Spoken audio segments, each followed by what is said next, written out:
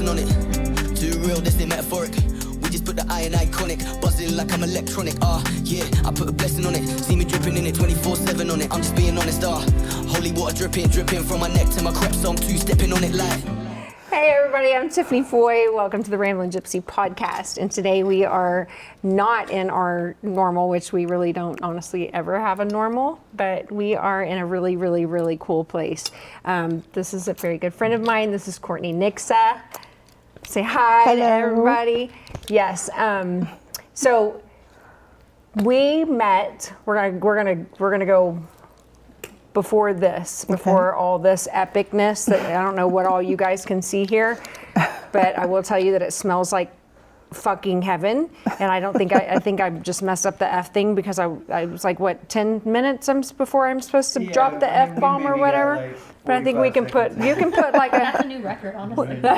Woo! Slaying it. I'm just slaying it right out of the gate today. Yeah. The last 2 days have been a fluctuation, and if anybody follows my gypsy vocab, yeah, it's been a shit show. But anyways, yes, we met through mutual friend Josh Ward. Yes, ma'am. Yes. So if you guys don't know anything about Josh Ward, you should, and shame on yourself. So Josh Ward, musician, very, very good, very, very, very genuine soul. And, you know, we have Gypsy River Resort, and we kind of labeled it as the Josh Ward Weekend. I think that's what we have it categorized in our system. And you guys have been friends for how long? About 2 years, I think. Yeah. He reached out one day about getting a bag, and it blew my mind because I was a fan prior. And got to hang out a little bit. They invited us down to the river. We got to hang out and met a bunch of awesome people. And, I had no idea that that's how y'all's relationship started. Mm-hmm. No shit. Mm-hmm. I'll be down. There's long backstory, if you will, but that's pretty much the extent of when we first actually got to know each other. Yeah.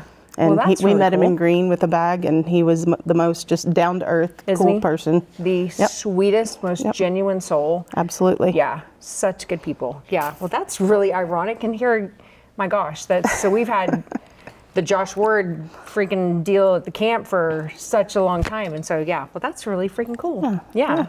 So met with a bag. That's how I met you guys. Mm-hmm. And then now here we are. I mean, don't call me out, but I kind of feel like you're my friend. Well, I would hope so. Yeah. So you guys you're from here. From San Antonio, originally. Grew up in San Antonio, moved to Seguin about my sophomore year of high school, and have been on the same property ever since. And so you graduated. From Seguin, a matador. And I'm a unicorn. Yep. And you know our rivalry is strong. Yes it is. Yeah. Well, my dad, who you know I've recently lost, but he's lived in Seguin for a long minute. I worked in the childcare industry for a very long time, so I had a facility in Seguin for 13 years, so I know that whole area like the back of my hands. Yeah, cool. Yeah. And so you guys are out here. You have horses and dogs and cats and cows and donkeys and ponies and chickens and and so this property that you guys are on is 80 acres. The original property is 80 acres, 80 acres, yeah. Mm-hmm. And it is absolutely beautiful. Thank you. Yeah. And you guys got in the horse business? I've been in the horse business. I started riding when I was 8, doing hunter jumpers and whatnot. And then my parents got into some race horses, probably sophomore, junior year of high school. Yeah. And out of high school, I went to about 2 years of college. And it wasn't for me. I didn't know, I did all my basics, got them out of the way, and then I had no idea which direction I wanted to go. Right. And so I told my dad, I don't want to waste your money. I want to do the horse thing. And so I went to work for our trainer, and I worked for him for about 8 years out of college, and then went out on my own for a little bit. Yeah. And did the training thing, and then got kind of tired of the moving every 3 months, city to city to city. Right. And it's a hard life. It's 24/7. Like they're 7 days a week, 24/7. So I didn't realize, which is kind of ironic. I mean, that's kind of a catch-22, I guess, in the training side. But saying that I don't realize that a trainer travels is kind of stupid, because then I just had to catch myself, because I have an exotic trainer that comes in, and that's all she's done. We are 10 years apart in age, and she has been training forever, and she has traveled all over the place. So yes, now that makes sense. But then my mind goes into, my family owns Los Indios stables, which have been horse trainers, and they've been in the horse business forever and ever and ever, and 4-time world barrel champion and heading and healing and what have you. But so there's no traveling there. So for whatever reason, when you mention horse training, my brain is like, where were you going? Yeah. What were you doing? You got your wagon and a little thingy, and you just amished it right on up, and you just traveled. But no, I get it now. Literally so pack up your stable every 3 months and move to the next track. It's a circuit, and so you either stay within state and you go to the tracks that are in state, or if you travel to different states, some horses there's bigger money, there's different stakes races, there's different opportunities in different states. So you're training horse racing, quarter horses. Okay, yeah, yeah. Quarter horses And would that's go how from my exotic trainer that comes down and works with my camels. She started racehorse training, and it's really kind of cool. I would love to have you two sit and have a conveison and listen to y'all's stories on how cool that is. And because she goes back and tells the stories on how everything used to be just just hard and boom, and to now where if you even walk up and your eyebrow is in the wrong direction, she's like, I know. We're not doing that today. You're going to mess up the entire vibe here. The herd is going to react the wrong way. But I guess in training for all those years, it's all changed. So you decided to go work for the trainer. Started from the ground up. Worked as the stall cleaner, the basic groom, worked my way up over time to assistant trainer, and then eventually took off, got my license, and trained on my own. So it requires a license to train horses? Yep. I did not know that. You've got to take a test, pass a test, and keep a current license. What do they ask you in this test? Don't ask me that. It's been so long. Do you get on the right side? Do you get on the left side? There's some pretty basic things, but there's some pretty off the wall that it's like, really, you don't need to know that. I had no idea. Yeah, there's things to know. I mean, there's a lot to know about. Yeah. Wow. How much medication they can have, the certain markers on the track, like there's all kinds of different odds and ends. Yeah. And fear of horses ever? More so the older I get. I never did. Isn't that weird how that happens? Yeah, I never did growing up. No. I could do anything, and the more same way. I wonder why I just that get is. more aware of the what ifs. Right. And I know I break probably a little easier now. Right. And I took too much time away from it. I feel think, that. And the longer I've been away from it, the more it's like, and I say away from it. We have 20, 30 horses. Like I'm around them every day. It's just the getting on the, not worrying about what they're gonna, spook at, what they're gonna do that might cause a problem. But didn't used to bother me at all. Backed away from the training thing, and I backed away from training for a couple of reasons. I was kind of tired of the 24/7, but the money in Texas at that time was just, it was not good. It's still not amazing, but it's a lot better than it was. Right. And I just didn't see myself traveling and doing that 24/7. How long ago was that you? 2013. No doubt. And one of the reasons I quit was my dad had a brain aneurysm.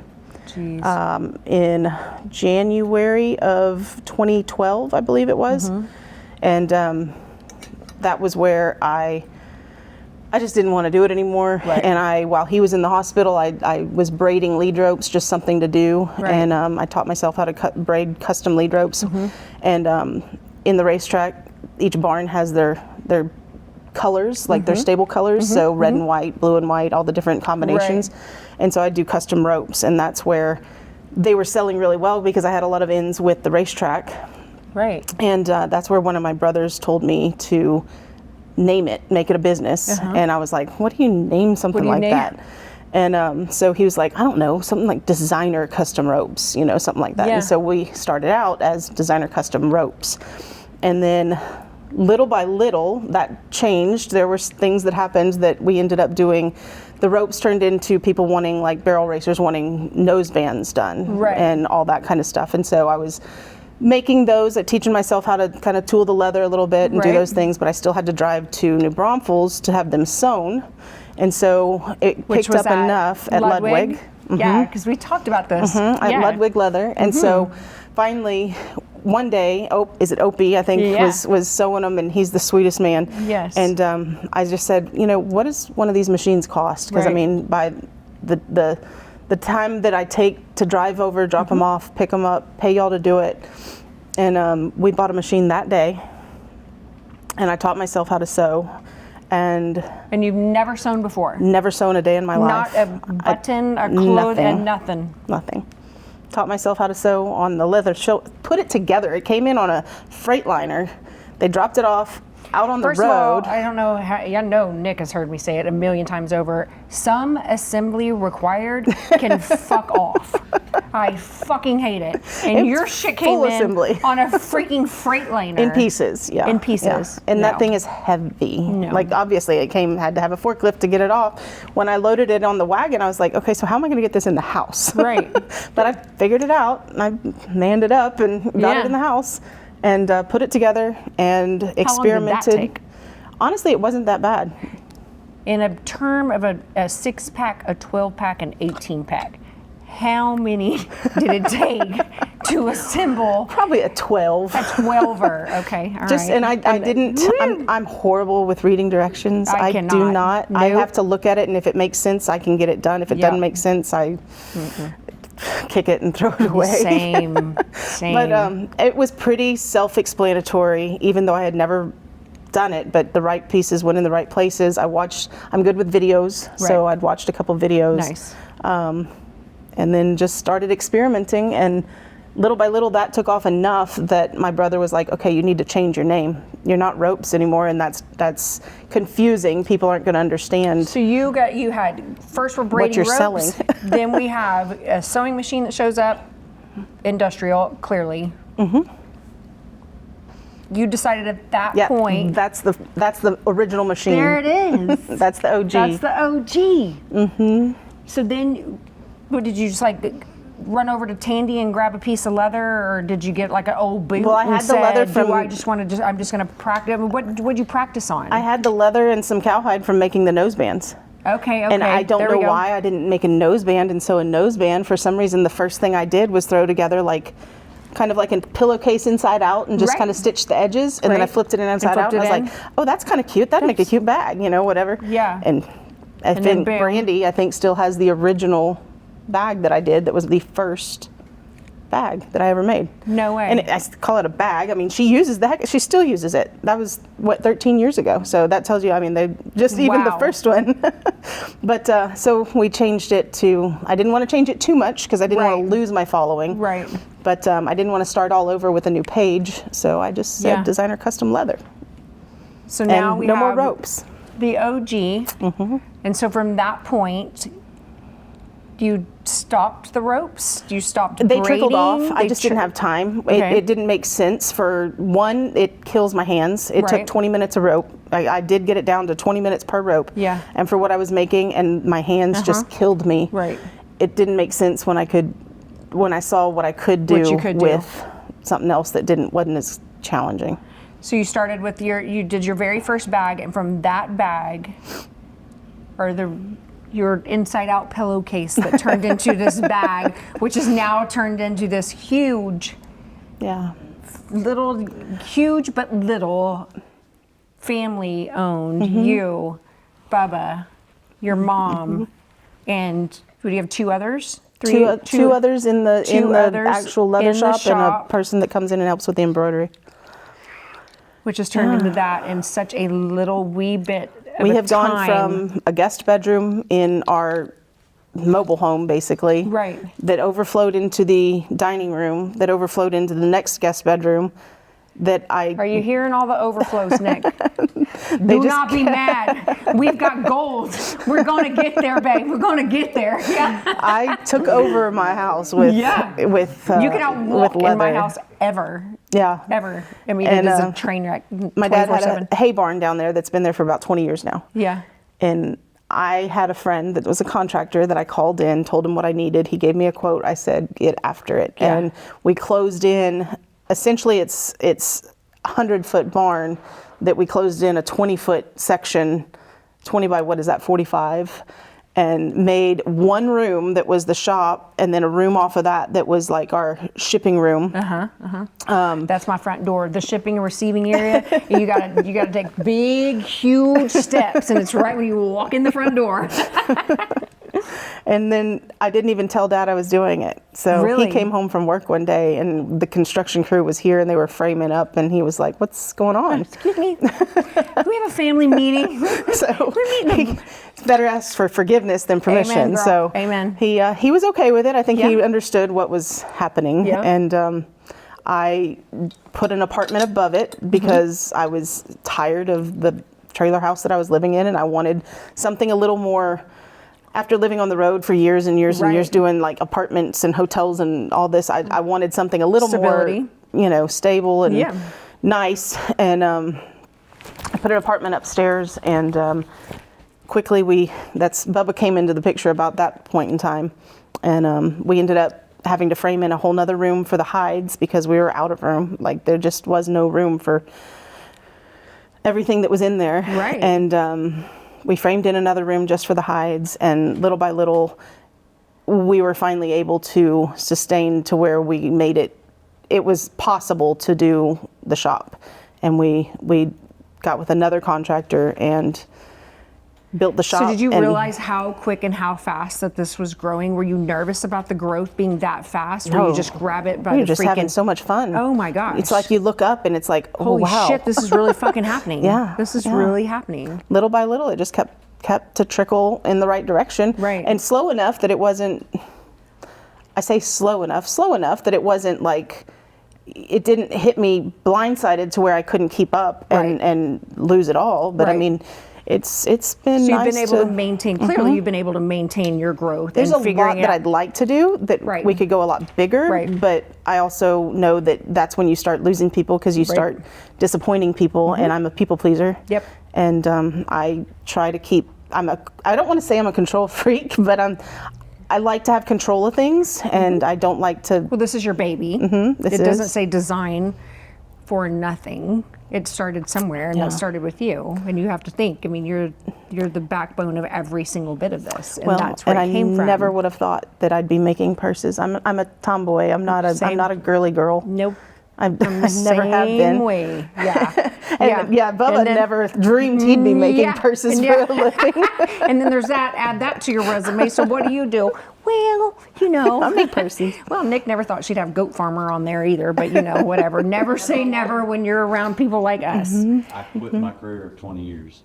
And and we'll get some snippets of Bubba, but this is the husband that is now making purses in bags, and your career of 20 years was. Surgical instrument first. There you go. There he is. There's the guy. Everybody. There he is. There's the man. Yeah. But you didn't find it hard to jump in. I mean, that is a commitment and a support of a marriage or relationship and confidence and dropping everything, and look where you guys are right now.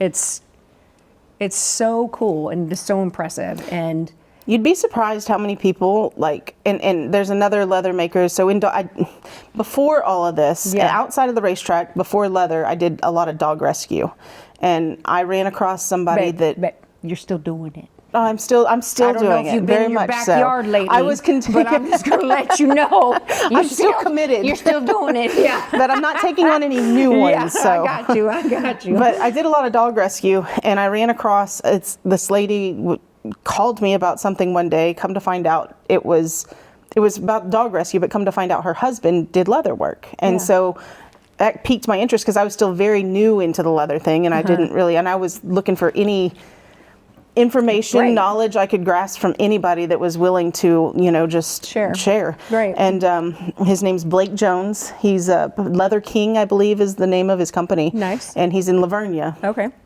And so his wife rescued heavily pit bulls and stuff, and Okay. we got to know each other that way. And I went in, talked to him, and he was always very, very nice to share. And his work's love that. incredible, completely different from what we do, but Right. absolutely incredible stuff.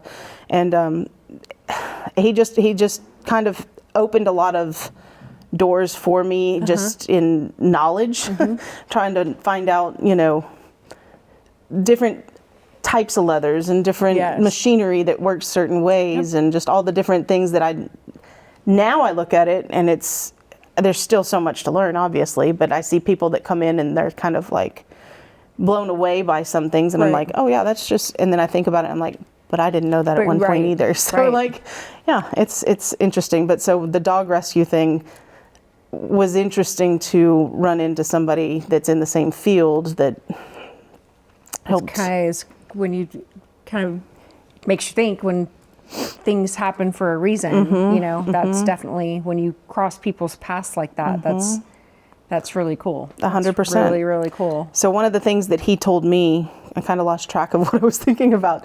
One of the things that he told me was, at that point, was how you'd be really surprised how many people can't use a pair of scissors, like on leather, or cut a straight line, or see the details in things. And I was kind of like, oh yeah, but that's teachable. Well, no, it's not teachable. No, it's not. And so Bubba would come in on his weekends and his days off, and we'd be working and stuff, and he'd just kind of come in and piddle and whatnot. And I was like, he has the eye for things and whatnot. Yep. And he, some things were going on with his work, and I was just like, why don't you just come work for me? Because I was like, I could use the help. Yeah. And little did I know, he And you took didn't me up think on it. twice. Yeah, just done. Didn't think twice, and boom.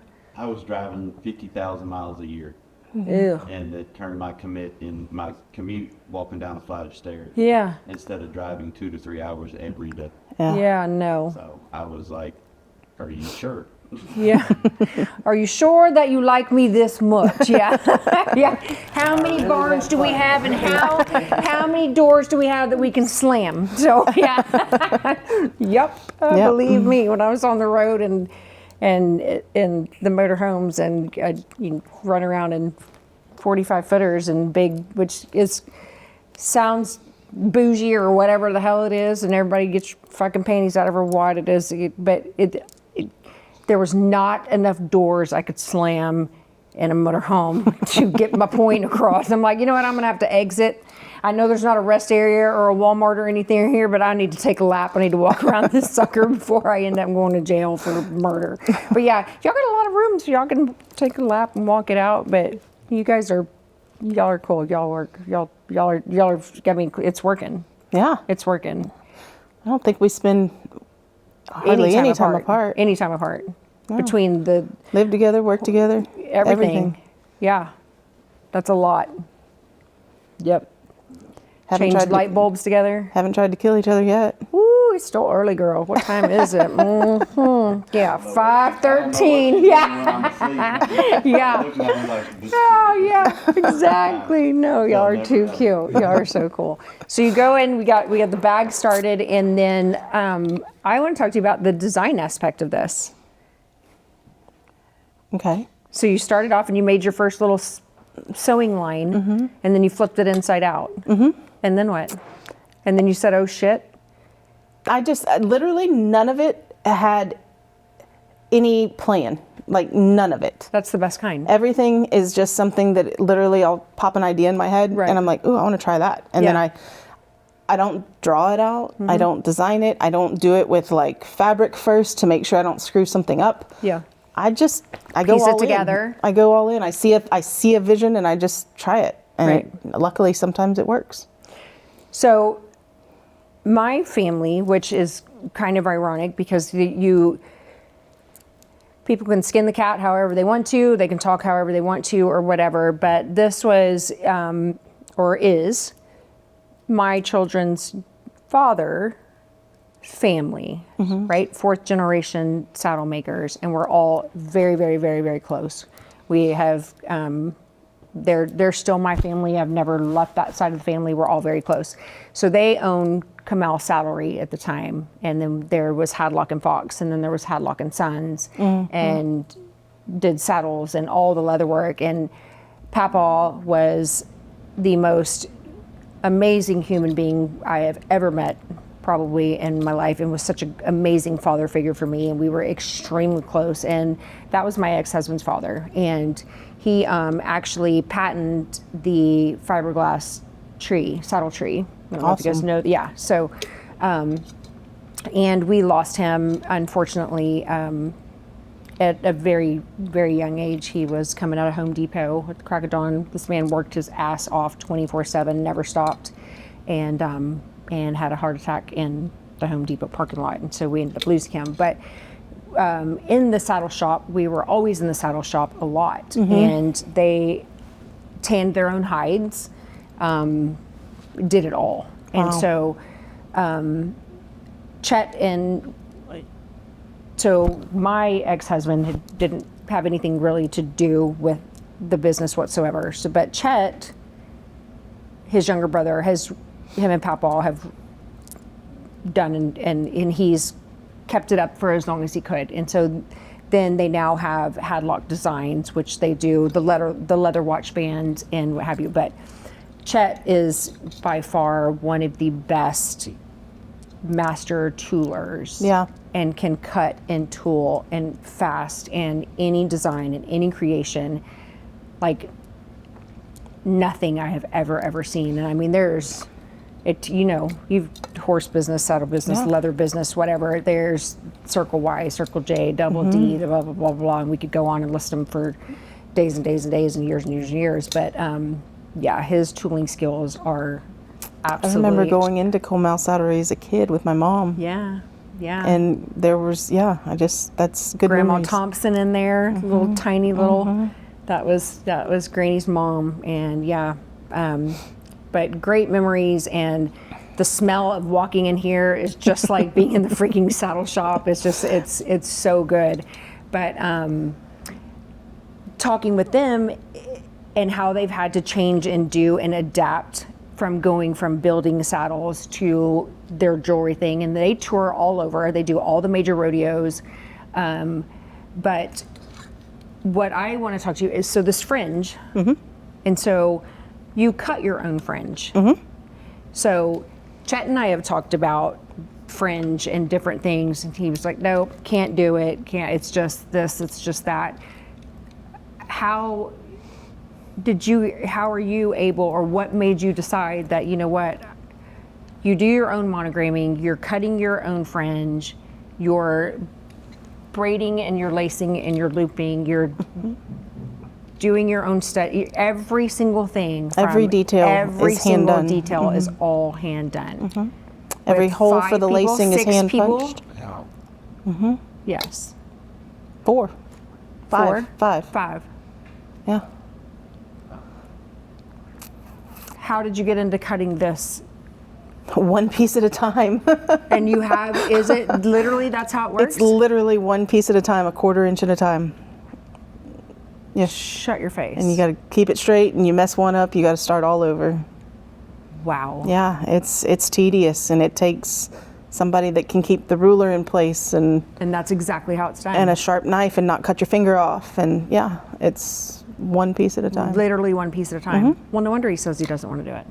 It's time consuming. It's a whole job in Chet itself. very, very well. He's like, fuck, man. The first thing that I effed up helping her. Yeah. Yeah. I cut right through it. And she just started laughing. Next, Like, you need to go over there and sew something. Yeah. I can make it work, because I was like, oh dear Jesus. Yeah. I'm done. I'm out. This isn't gonna work. Holy pickles. Yeah. Well, because Chet and I had talked a while back, and we were talking about the different textures and the different, is it depth or is it thickness, or I don't even know what the hell you call that. But he was like, yeah, no. Yeah. I ain't doing it. Weight, I guess. I'm not doing it. Right. Yeah. But we need to make sure that do we have a video of them actually doing the cutting of the thing? Because that's, Yeah. who does that? A lot of us. First So of all, every I shake one of too us. damn much. Can you imagine what mine would look like? It looked like my hair. It would literally look like my hair. I'd get fired on before I even walked in the door. What do you think? Nip. In fact, you need to go shovel the shit out of the stalls. Yeah. You need to go catch a horse or something, Tiffany. Yeah. No way. We all do it. I make sure that's one of the things when people start. I make sure that's something they can do. Yeah. Because if they can cut fringe, they can do just about anything. Well, yeah. No shit. Yeah, so- Can you imagine? Yeah. Yeah. Her mom has mastered. Mom's mastered it. Let me tell you what, I would like to put her in my pocket and just take her out on the town. If she is not the cutest damn thing in the world, You'll have a good time. Yeah. oh, she is freaking adorable. Yeah, she is. She is a little rock star. She is so cute. Yes, and she she is. sews her little ass off. She does. We're all She cutting works like hard. 1-2 pieces at a time, and she's like. And she's over there taking a break, eating some snacks, just looking at you. We're getting 1 or 2 done, and she's like, here's 2 sets. She's quick. Yeah. She's just been doing it for so long. Yeah. And, you know, it's. It just comes, yeah. It's kind of how Chet is with tooling. You Yeah. get, you say this is what I'm thinking or whatever, and Yeah. I mean, he can swivel and go, and I mean, it is absolutely insane. Yeah. That takes a huge talent Oh, and patience. Yeah. Yeah. And the oldest son, Brett, is got the tooling. He's been with him long enough. And then Tyler can do it just as Yeah. well, and the sewing and all the things. But yeah, but to watch Chet tool Yeah. and to cut with those knives and to pick up, I mean, he doesn't blink an eye, and I mean, just goes Yeah. nonstop. Yeah. But yeah, it's incredible. That's a whole How nother did you world. figure out where to find your hides and stuff? So I mean, did you just sit around and I mean? It's little FBI work on Facebook. Right. No, I mean, trial and error. And a lot of people, once you get to one place, a lot of people know Yeah. other places, and a lot of people are real secretive about Very sharing much so. where they get things. And so Yes. that's why I say it's kind of like an FBI work, Yeah. because it took a while to find the right place, and the place that I've found now, I'm very happy with. They're very, they help work with you. They Right. They have excellent customer service, and they have excellent quality hides. And I've gone through 3 or 4, and I'm sticking with what I've got right now. Good. But there's multiples of them though too. There's not like I don't get the exotics at the same place that I get the hair on hides, and so there's different sources. So you have There's probably 5 sources.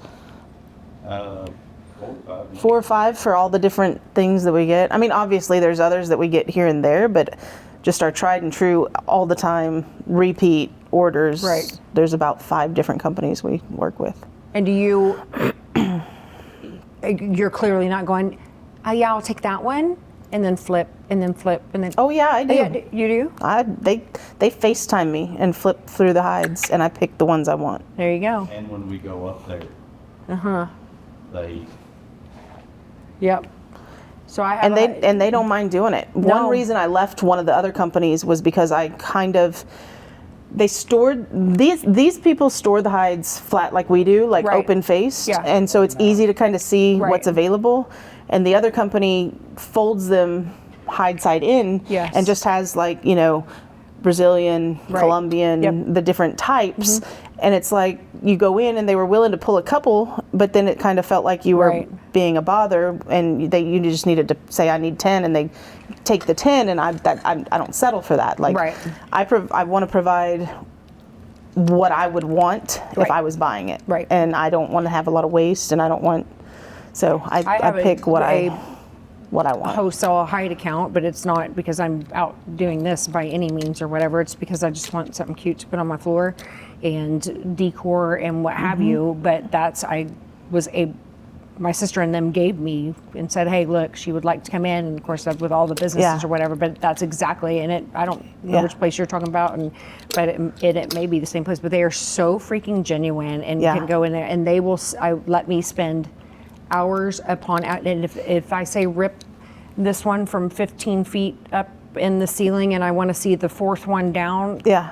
they will bring that 4th hide down there, and I go, yeah, that's not it. Yeah. I would murder someone. There is no way in hell. Her phone will start going off. It'll start dinging.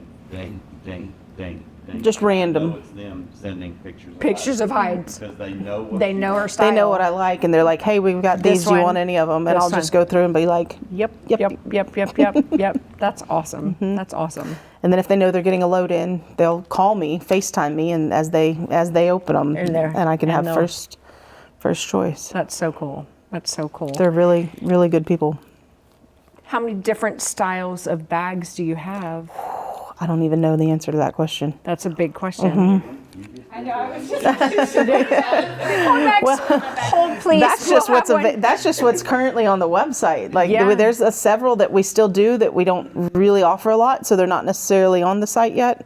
But I mean, there's definitely a handful of our tried and true bestsellers that stay on the website. But You have a very loyal clientele. very. Very loyal clientele.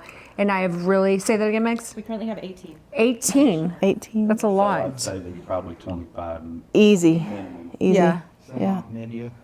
Yeah. So yeah. I didn't realize how loyal the clientele was until I really started researching the bag. And of course, you know, I love to do designs and all kinds of stuff. And that's when we had talked about that for branding and what have you. And then that's when we were here and you were telling me about the resale deal and how that, and I think that is a really cool thing where one, these are one of a kinds. They're handmade. They're here to last a freaking lifetime and then some. But to have it's not really a swap meet, but it kind of is, so to speak. It gives you an outlet that if you're like, want you know what, out of yeah. something, you can sell it to somebody that appreciates and understands what it is. What it is. So that you can go get the next thing that you want versus having to sell it for pennies on the dollar Right. to someone that doesn't understand or Right. know where it came from or know anything about it. And I think that is so important, that how everybody understands exactly what goes into one of these bags. What would you think that the time spent on this size of a bag, man hours, from beginning to end? Beginning to end, if I made it without my help and just myself. With Or- I would or say with- the whole. Let's say the whole whole team, crew? because that's you've got payroll involved, you've got time, you have time management, you've got supplies, you have all the things that are involved, utilities and blah blah blah blah. You have everything that's going on here. I mean, that's tough because when we're making them, we're cutting out and making multiple at a time, Right. and trying to get as many done at a time as we can because we Right. sell everything each Sunday. Right. But if I had to guess per bag, I would say with everybody's help and everything, probably with the whip stitch and the cutting the fringe and the probably about a 2-hour period per bag, wouldn't you say? With the whole crew. Yeah. But this is prepping. This is your That's from Your the pieces way they're are laid cut. on the table yeah, to where you've already Yeah. laid out. If you're putting a puzzle together, you've already got your corner pieces set over here. You got your flat edge over here, and then you got your miscellaneous. If we're putting a puzzle together, you got all the pieces are all laid out. So now we're going to piece it together with your whole crew. piecing it together. Once everything's, I was talking about like literally the base of cutting the handle out, the front out, the back out, all the pieces, and then piecing together. Is probably a 2-hour process. I mean, once it's all kind of prepped and just throwing it together is probably it's pretty quick. Really? Yeah. It's probably, I don't know, every bit of 30 minutes just to do the whip stitch though. Yeah. The whip stitch alone is the handle and the top of the bag is So about 30 minutes a bag. whip. Whip stitch is, yeah, this leather lacing along the edge. Yeah. Mm-hmm. Why is it called a whip stitch? I have no idea. I didn't name it. Ooh, it sounds like fun though. If you mess it up, you're gonna get it. Yeah. If you, yeah. Yeah. Keep going. It's Yeah. just, it's a, I don't know why it's called that, but each piece is hand punched and then the leather lacing is literally one piece at a time, Right. laced through and Which is like a whip. yeah, I Kind guess. of. Yeah. I guess like if you're whipping mashed potatoes. Yeah, I guess so. It's a whip If I'm because it whip goes. stitching is 30 minutes. If it's skeeter whip stitching, it's like Yeah. 5.5, 6. I mean, Skeeter's like, First of all, you need to get your stitch together. Yeah. With these bangers off the thing, it just does not work. You ain't whipping it. Yeah. But I think the really cool thing about this is we have automated this as much as you can automate a handmade item. yeah, with the small crew that we have, So if you think it runs about pretty the way- smooth. It runs very Everybody smooth. has their designated things they're in charge of. So and do you have days where Monday, Tuesday is we're cutting patterns days, Tuesday, Wednesday We try. we're whipping, No, it. no, we- Thursday, Friday, we're It's- whipping a good. Yeah. it's- What are we doing here? What are we doing? Whipping is on Friday. Whipping, it's we're whipping on Fridays. complete I like a chaos good whip on- for the most wait. part, but Never mind. We're not talking about the whipping on the Fridays. so the whip stitch is basically the last step. So that's why he says on Fridays, it's most of everything gets whip stitched. As anything we can get done before Friday can get whip stitched, but for the most part, it's like those, it's kind of like I don't procrastinate, but I feel like I do because it seems like every week, come Thursday, Friday, it's like crunch time, Right. And that's when we're getting the last bags put together, everything put together. Sometimes we go into Thursday, sometimes into Friday, and we haven't even put a bag together yet, and we have to like rush, Right. And it's like everybody, head down. We're all business. Balls to the walls. We get it Let's all go. done. Yeah. Get a bag put together, throw it over on Skeeter's table, and then sometimes I get ahead of her and I pile stuff up in front of her. But I guarantee you, by the end of the day, she's caught up and she finishes it all. She is A like rock a star. machine. That's epic. She's a machine. She Yeah. just Goes incredible. Balls to the walls. The most I think we've done in one day is 26 bags. Shit. That's Talking okay. about it like from the standpoint you're talking about, Right. where you have Right. Everything's Everything's- prepped, here and we you just are. got to put them together. Right. Yeah. Right. Yeah. 26 bags. That one day was a whole week's process, Yeah. really, because it's like. So you guys do these live Sunday sales, Mm-hmm. right? That are on Facebook, and we've talked about this, and I've done it, and I've watched it, and I've sent several people that have purchased bags on the Sunday deal. So for you guys to prep every week, your anticipation or your goal or your quantity or whatever, is that? Do you have a number? Do you guys have a As set much as that we you, can make. as much as you can As make? much as we can physically put together. And sometimes there's stuff that started that we just run out of time and we can't do it. Right. And we'll save that for the following week. But these ladies, like you said, are so tried and true and diehard fans that I've sold items that aren't even finished on the live auction. Like, we'll tell them that we have something started and they're like, I want to see it, I want to see it. And so Right. we show it to them and they're all in and they buy a bag before it's even constructed, which is incredible to me. I mean, I think that's, That is- that they That's gonna make your heart trust feel the good. process that Well, much. yeah. I mean, look what you've done. So, yeah, it's fun. I put a blessing on it, see me dripping in it 24/7 on it. I'm just being honest, holy water dripping from my neck to my crep, so I'm two-stepping on it like